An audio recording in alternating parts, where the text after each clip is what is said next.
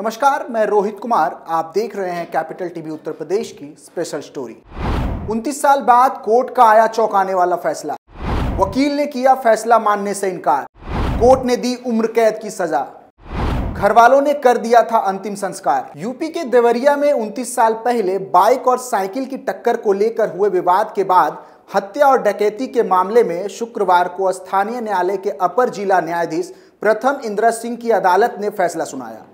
Court ने दोहरे हत्या के एक अभियुक्त को आजीवन कारावास और 10,000 रुपए का जुर्माना और दूसरे पक्ष के 40 लोगों को 10-10 साल की सजा और 1-1 हजार रुपए जुर्माने की सजा सुनाई। सभी 41 अभियुक्तों को गिरफ्तार कर जेल भेज दिया गया है।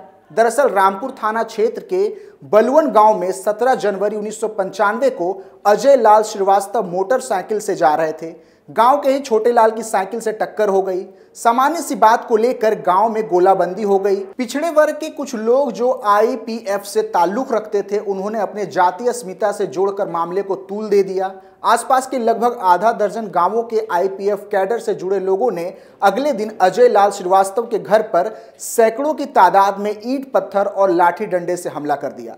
हमलावरों की बड़ी संख्या को देखते हुए अजय लाल श्रीवास्तव का परिवार अपने बचाव में छत पर चढ़ गया। इसके बाद अजय लाल श्रीवास्तव ने अपने बाबा की लाइसेंसी 2 नाली बंदूक से हवाई फायरिंग शुरू कर दी।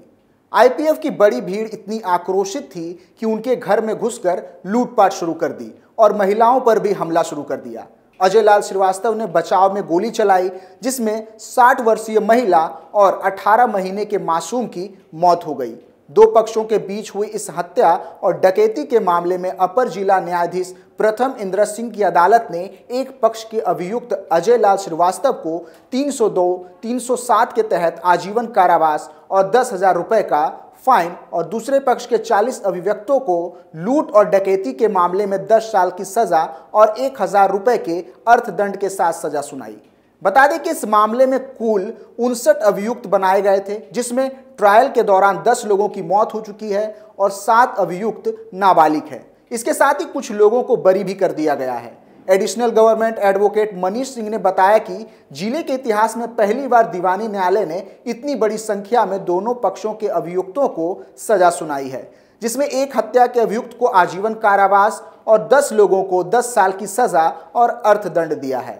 अजय लाल श्रीवास्तव के अभिवक्ता राकेश सिंह बघेल ने बताया कि हम सत्र न्यायालय के फैसले से सहमत नहीं हैं। मेरे क्लाइंट ने आत्मरक्षा में गोली चलाई थी। वह सजा के विरुद्ध माननीय उच्च न्यायालय में अपील करेंगे। बता दें कि यह घटना बिहार सीमा से लगे बलुवन गांव में घटी थी। आसपास के दर्जनों गांव बिहार के संगठन आईपीएफ के गहरे प्रभाव में थे।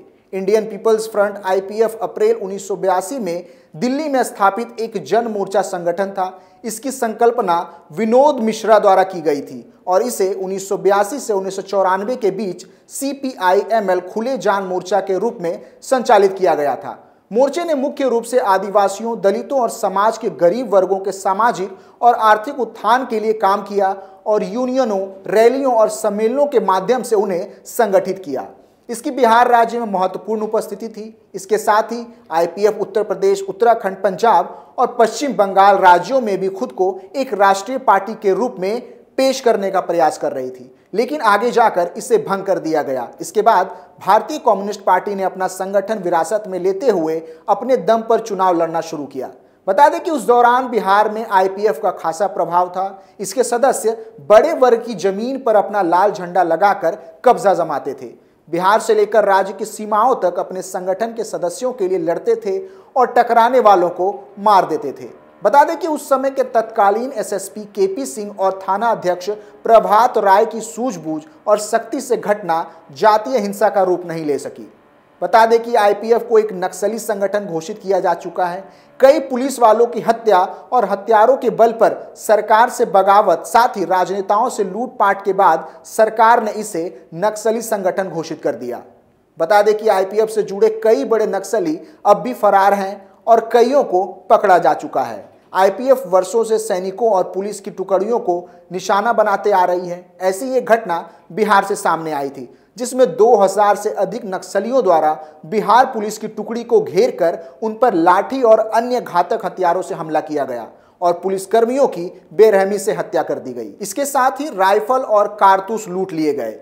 बता दें कि इस घटना का मास्टरमाइंड 26 साल से फरार चल रहा था, लेकिन पूरे 26 साल के बाद पुलिस को सफलता हाथ लगी और नक्सली संगठन आईपीएफ माले के नेता मास्टरमाइंड किशुन पंडित को क्राइम ब्रांच ने गिरफ्तार किया। बता दें कि आरोपी 1996 से फरार था, जिसे 1997 में भगौड़ा घोषित कर दिया गया। साथ ही 1998 में बिहार पुलिस ने उस पर इनाम भी घोषित किया था। किशुन पंडित फरीदाबाद में सुलेंदर पंडित के फर्जी नाम से छिपकर रह रहा था। इसने रेल दुर्घटना में खुद की मौत की अफवाह भी फैला दी और अंतिम संस्कार भी कर दिया, ताकि जांच एजेंसियों को गुमराह किया जा सके। एएसआई पवन कुमार को सूचना मिली कि पटना का रहने वाला किशुन पंडित, जो आईपीएफ माले का नेता है, वह फरीदाबाद में छिपा हुआ है, जिसके बाद डीसीपी रोहित मीना के नेतृत्व में उसे पकड़ लिया गया। पूछताछ में उसने बताया कि 1990 में बिहार में अमीर व जमींदार लोग गरीबों पर अत्याचार करते थे। उनके खिलाफ लड़ने के लिए विनोबा मिश्रा ने आईपीएफ माले ग्रुप बनाया था। देवेंद्र सिंह पटना क्षेत्र में संगठन का जिला प्रमुख था। वह पटना जिले के दूसरे कमांडर के रूप में जाना जाता था। संगठन में वह नेताजी के नाम से मशहूर था। 1996 में अज्ञात हमलावरों ने देवेंद्र सिंह की हत्या कर दी। पुलिस जब कानूनी कार्रवाई के लिए उसके शव को ले जा रही थी, तभी किशुन पंडित ने अपने हजारों सहयोगियों के साथ पुलिस दल पर हमला बोल दिया। घटना में हमलावरों ने एक पुलिसकर्मी की हत्या कर दी और उसका राइफल और 40 कारतूस लूटने के अलावा देवेंद्र सिंह का शव छीनकर भाग गए। घटना के बाद पुलिस ने एफआईआर में नामित 31 आरोपियों को गिरफ्तार कर लिया, लेकिन मामले में शामिल किशुन समेत 4 आरोपी फरार हो गए। गिरफ्तारी से बचने के लिए किशुन पंडित बिहार से भागकर फरीदाबाद आ गया था। कई साल पूर्व श्रमजीवी एक्सप्रेस ट्रेन के दिल्ली से पटना जाने के दौरान दुर्घटनाग्रस्त हो गई थी। दुर्घटना में कई लोगों की मौत हो गई थी। किशुन पंडित ने घटना का फायदा उठाकर बिहार में अपने परिवार वालों और ग्रामीणों को अफवाह फैलाने का निर्देश दिया। ट्रेन दुर्घटना में उसकी भी मौत हो गई। परिवार वालों ने प्रतीकात्मक रूप से गांव में उसका अंतिम संस्कार भी कर दिया। उक्त सूचना के बाद स्थानीय पुलिस ने किशुन पंडित की तलाशी बंद कर दी थी। जानकारी के अनुसार किशुन पंडित का जन्म गरीब परिवार में हुआ था और वह आईपीएफ माले नाम के नक्सली संगठन में शामिल हो गया था, जो पटना के बाहरी क्षेत्र में अमीरों व जमींदारों के खिलाफ लड़ रहा था। जल्दी उसे आईपीएफ माले के जिला समिति सदस्य के रूप में प्रमोट कर दिया गया। देवेंद्र सिंह की मौत के बाद उसे पटना जिले में आईपीएफ माले का नया कमांडर बना दिया गया। बता दें कि आईपीएफ जैसे संगठन सिर्फ बिहार, यूपी और बंगाल में ही एक्टिव नहीं, बल्कि महाराष्ट्र जैसे विकसित राज्य भी इससे ग्रसित हैं। इससे निपटने के लिए लगातार पुलिस प्रशासन कार्य कर रही है। हाल ही में महाराष्ट्र की पुलिस महानिदेशक रश्मि शुक्ला ने कहा कि महाराष्ट्र का वो क्षेत्र जिसे कभी नक्सलियों का गढ़ माना जाता था, उन इलाकों में अब पुलिस शिविर पहुंच गए हैं और जल्द ही नागरिकों के सहयोग से इस खतरे को खत्म कर दिया जाएगा। बता दें कि महाराष्ट्र के कई क्षेत्र कभी वामपंथी उग्रवाद से काफी प्रभावित था, जहां पुलिस चौकी स्थापित किए जा रहे हैं। रश्मि शुक्ला ने आगे कहा कि नक्सली गतिविधियों के कारण यह क्षेत्र मुख्य धारा से दूर था। हालांकि पुलिस विभाग ने इन इलाकों में अब पुलिस चौकी स्थापित करके लोगों के मन से उनका डर दूर कर दिया है। उन्होंने कहा कि राज्य सरकार विभिन्न कल्याणकारी योजनाओं के साथ क्षेत्र के लोगों तक पहुंच रही है। शुक्ला ने कहा कि हम लोगों का दिल जीतेंगे और उनके समर्थन से यहां से नक्सलवाद खत्म कर देंगे। सरकार लगातार गरीबों और पिछड़ों के लिए कल्याणकारी योजनाएं चला रही है, ताकि आईपीएफ जैसे नक्सली संगठन इन लोगों को बहला फुसलाकर अपने साथ न कर ले। फिलहाल के लिए इतना ही। आप देख रहे थे कैपिटल टीवी उत्तर प्रदेश की स्पेशल स्टोरी। नमस्कार।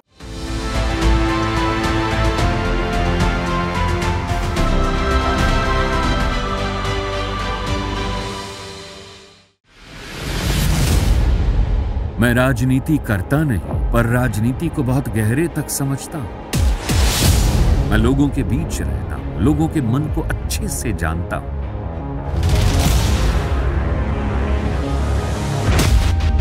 पब्लिक और पॉलिटिक्स की हर नब्ज को खूब पहचानता हूं। संघर्ष की सियासत से सत्ता के सिंहासन तक मैं हर खबर से खरा सच निकालता हूं। ना कोई दौड़, ना कोई race. Capital TV, Uttar Pradesh.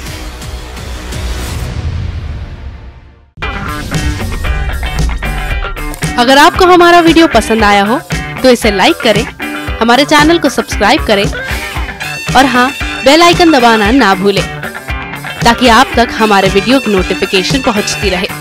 आप अपना सुझाव हमें कमेंट बॉक्स में दे सकते हैं। हमारे साथ जुड़ने के लिए शुक्रिया।